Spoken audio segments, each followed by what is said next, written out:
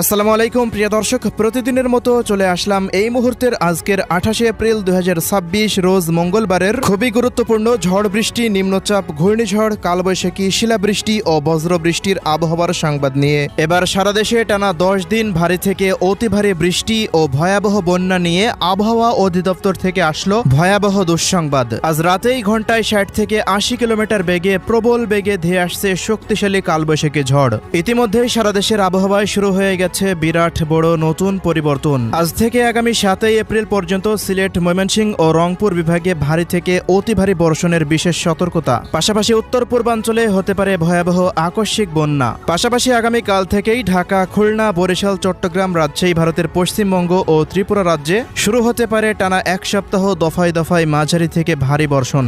তো প্রিয় দর্শক, আজ এবং আগামীকাল আগামী এক সপ্তাহ বাংলাদেশের 8 বিভাগের 64 জেলা, ভারতের পশ্চিমবঙ্গ, আসাম, মেঘালয়, ত্রিপুরা ও মিজোরাম রাজ্যের কোন কোন জেলাগুলিতে আবহাওয়া কেমন থাকতে পারে, কি জানা যাচ্ছে ইউরোপিয়ান আমেরিকান রাডারগুলো থেকে জানিয়ে দেব। অবশ্যই ভিডিওটি শেষ পর্যন্ত দেখতে থাকুন। কে কোন জেলা থেকে দেখছেন কমেন্ট করে জানিয়ে দিন। প্রতিনিয়ত আবহাওয়ার খবর পেতে অবশ্যই আমাদের ইউটিউব চ্যানেলটিকে সাবস্ক্রাইব করে রাখুন। সুপ্রিয় দর্শক মণ্ডলী, আমরা এই মুহূর্তে সরাসরি চলে আসলাম ইউরোপিয়ান আবহাওয়ার পূর্বাভাস মডেল রাডারের বৃষ্টিবাহী মোডে। তো শুরুতে জানিয়ে দেব সিলেট বিভাগের আবহাওয়া পরিস্থিতি। পরবর্তী 24 ঘন্টার মধ্যে আমরা দেখতে পাচ্ছি যে সিলেট, সুনামগঞ্জ, মৌলভীবাজার, হবিগঞ্জ, বিশ্বম্বরপুর, ছতকবাজার, ফেনারবাগ, জয়ন্তাপুর, জাকিগঞ্জ, চরখাই, বড়লেখা, কুলাউড়া, কামালগঞ্জ, হাবিবগঞ্জ, নাসিরনগর, ইটনা এই সমস্ত অঞ্চলগুলোর প্রত্যেকটা জায়গা জুড়ে ভারী থেকে অতি ভারী মাত্রার বৃষ্টিপাতের সম্ভাবনা রয়েছে। সিলেট বিভাগে টানা ভারী বর্ষণের প্রভাবে নিচু অঞ্চলগুলোতে বন্যা পরিস্থিতিও সৃষ্টি হতে পারে আগামী 72 ঘন্টার মধ্যে। এজন্য অবশ্যই আপনারা সতর্কতা অবলম্বন করবেন।